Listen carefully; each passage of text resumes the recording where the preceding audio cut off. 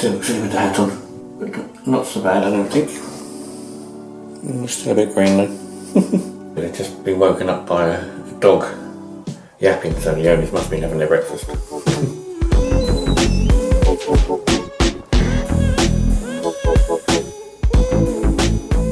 Well, you could say it's a little bit sunny for the morning for the breakfast, but then it's a lovely view.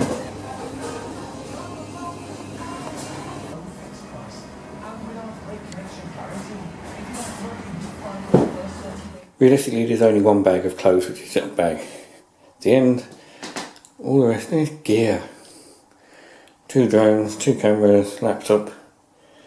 Oh, toiletries. As usual, I've got more stuff than I have clothes and stuff.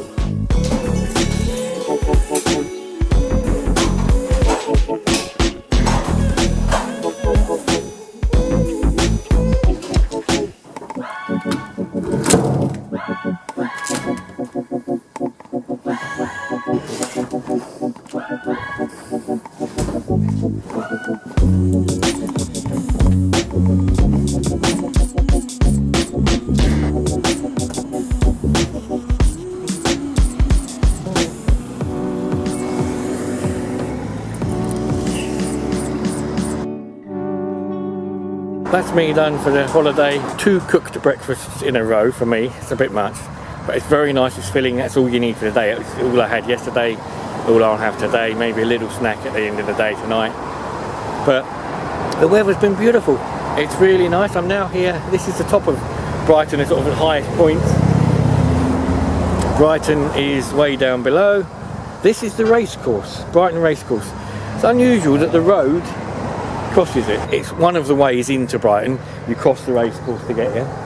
It's just an unusual way of doing it. But again, it's an unusual racecourse. It's right on top of the hill. The racecourse finishes over there somewhere. Most racecourses go around. This one, as you can see, sort of gets past the stadium and then to the end and then stops because the hill drops down. So you've got hills and valleys, houses and everything in between. The racecourse can't go around in a circle like most others do. So the course starts one end, comes around and then comes past here, goes around to the stadium and finishes. So it's more of a sort of an arc, I suppose. But I'm going to have a look with a drone, see what it looks like from the air.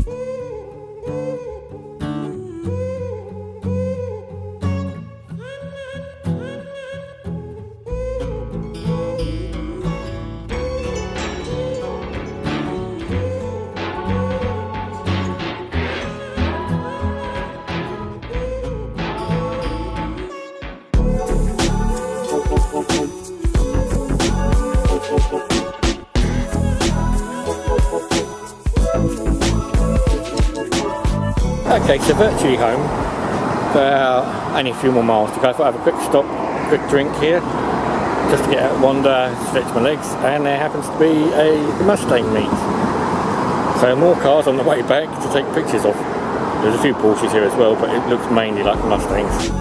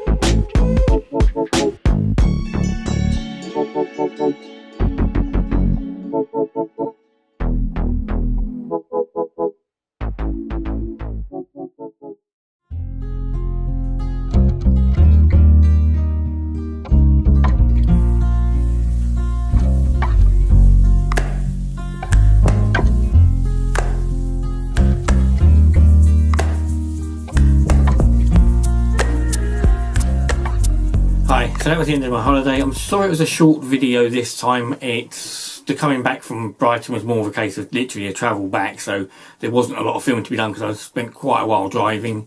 But I did get a bit in, as you've just seen. That's the end of my holiday for this year. I've taken 3 weeks out of this year's holiday. It means I've got another 3 weeks to take, 3 and a bit weeks to take next year before April. I was doing what I did before. I've been holding on to it as I did the year before, holding on to it just in case for somebody that absolutely despises me. I have another 6 and a bit weeks to take next year after April, so I will plan and do more next year and get it planned out and actually book my holidays properly, I think. I've also got to apologise for the time it's taken to get this video out. The video's been planned for a while since I did the other two.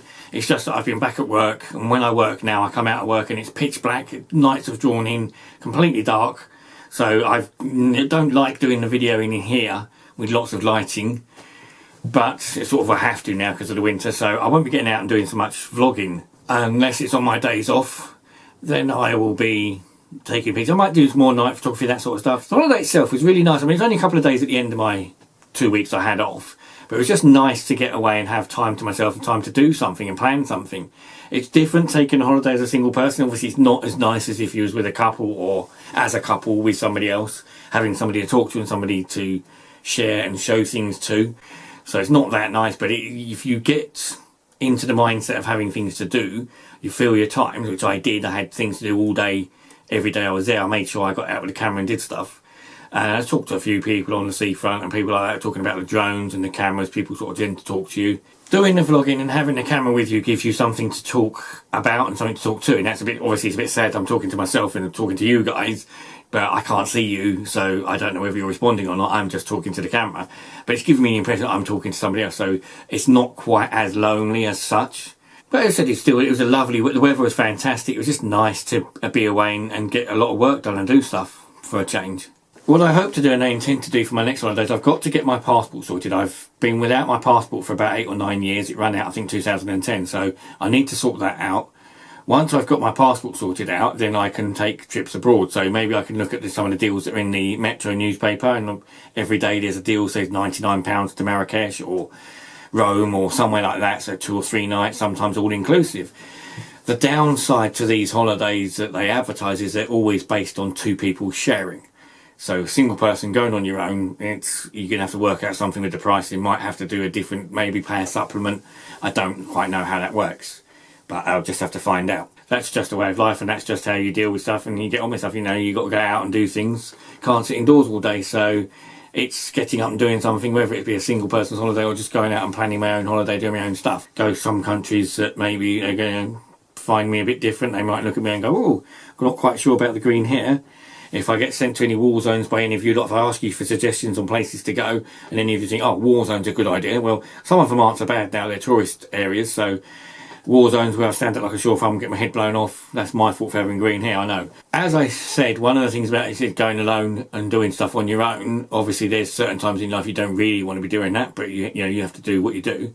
My counsellor at the moment has sort of changed a bit. She's now at the stage where she's setting me homework. One of the homeworks is to go out and have a drink with a friend of mine that I've knew years ago that I worked with. He works in another shop, works somewhere else, and he keeps saying to me about coming out and go for a drink one night. So I've got to get round to do that, maybe get out and have a drink, and I've got to prove to her that I've been. One of the things she set me for homework was to look at a dating site or dating sites. Now, they're not me at all. That just isn't me at all. It doesn't ring any bells or anything for me. It doesn't make me feel good at all or anything like that. So definitely not my idea. I might have a look just to say I've done it for her, because I've got to say I've done something. I'm not really a dating site person at all. Definitely not the sort of thing for me. I mean, single life actually isn't that bad, to be fair. I'm getting a lot of stuff done. It is lonely, but there's stuff that you get to do, you know. And I haven't been single before. This is the first time I've been single since I was probably about, I don't know, 18, something like that. So I've never been more than about a month or 2 single at the most. So it's a bit unusual, a bit strange. But as I said, it's, you know, I can deal with it as it is. And the counsellor's like, obviously she's worried about loneliness, your state of mind and all that sort of thing. But as I've said to her before, if I plan my days and have things to do, then I'm not that too fussed about it. And as I said, if something happens, somebody walks into my life, something turns up, then I can, you know, maybe I won't always be lonely, but the idea, I don't know, I'll have a look just to please the counsellor and say that I've done it, it's part of my homework, I've got to do it, but I'm not overly keen on that, to be fair. Anyway, thanks for watching the video. Thanks for watching. If you watch the other holiday videos of Brighton, thank you very much. If you like the videos, please hit the like button down below. Subscribe if you want to see more videos. Obviously, I'm doing more of the watch videos still. I'm still doing the watch reviews. I've got to redo the channel ad. I'm going to redo a new channel ad video, maybe add a bit of drone footage, stuff like that, and then carry on doing these. As I said, the winter's making it a bit difficult. It might be a different type of video. I don't know. If you can think of suggestions, if you want to make any comments, anything you want to say, anything you want to see me review, look at electronic-wise, camera-wise, drone-wise, that sort of stuff, any views I've got. If you want me to go to a certain place on holiday, if you've got suggestions where I should go, where would be a good place to take the drone, or where would be a good place to film with a camera that maybe other people haven't done or is new and is different. As I said, if you're sending me to war zones, fine, just let me know before I go. But some of them are probably quite desolate and quite nice abandoned buildings. I quite like abandoned buildings and architecture, so there's all these sort of places I could go. It would be nice to have a look at. So anyway, thanks for watching, and I'll see you next time.